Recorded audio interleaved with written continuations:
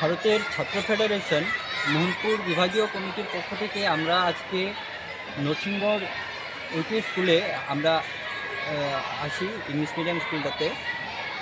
আমরা খবর পেয়েছিলাম যে গত পরশুদিন রাত্রেবেলা নাকি কিছু দুষ্কৃতীরা বা কয়েকজন সংখ্যক মানুষ এসে স্কুলের তালা ভেঙে তারপর সিসিটিভির সাথে তারা নাকি ছেড়খানি করে। সেই সূত্রে আমরা খবর পেয়ে SF5 এর পক্ষ থেকে আমরা আজকে এসেছি এই হেডমিস্ট্রেস ম্যাডামের সাথে কথা বলার জন্য। তো ম্যাডাম আমাদের কাছ থেকে সময় চেয়েছে 3-4 দিনের। ম্যাডাম বলেছেন যে পুলিশ এবং অন্যান্য প্রশাসন এটার দায়িত্ব নিয়েছে, প্রশাসনের কাছে এটার ফাইল হয়ে গেছে।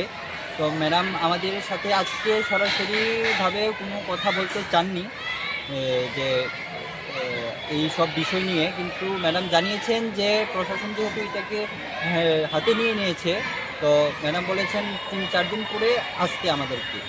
যাই হোক, আমরা বিগত কয়েক বছরের মধ্যে আমরা অনেকটাই এরকম কেস দেখতে পাচ্ছি যে নাকি রাষ্ট্রীয় সম্পদ ধ্বংসের কয়েকটা বিষয় আমরা পেয়েছি চোখের সামনে। কয়েকদিন আগে, কয়েক মাস, 2 মাসও হয়তো হয়নি, আমরা খবর পেয়েছিলাম কামারঘাট স্কুলে নাকি কম্পিউটার চুরি হয়েছে, কম্পিউটার প্লাস টাকা চুরির ঘটনা। সেই জায়গাতে আমরা যে ঊর্ধ্বের যে সংগঠন তারাও এই যোগাযোগ করেছিল স্কুলে গিয়ে। যাই হোক, আজকে দিনে যে স্কুলের যে এরিয়া থেকে থানা 500 মিটারেরও দূর নেই।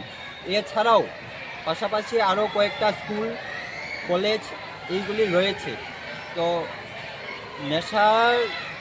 নেশায় আসক্ত যারা, তারাই এই রকম কাজ, এই রকম কর্মের ফল দিয়ে কর্ম করে থাকে। তো আমরা এটাই খবর পেয়ে সচরাচর দেখতে পাচ্ছি, বিগত কয়েকদিন যাবৎ এই জিনিসটাই দেখতে পাচ্ছি।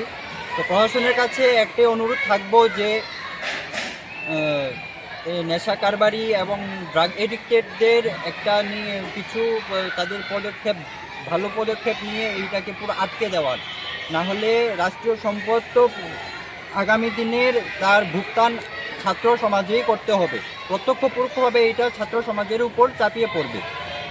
আমাদের কাছে সময় চেয়েছেন 3-4 দিনের। 3-4 দিন পর যখন আমরা ম্যাডামের সাথে এসে কথা বলবো, তো এই জিনিসটা প্রশাসনেরও কতটুকু কার্য হয়েছে এটা আমরা ওই দিন জেনে আবার এটা নিয়ে আপডেট দিয়ে দেব।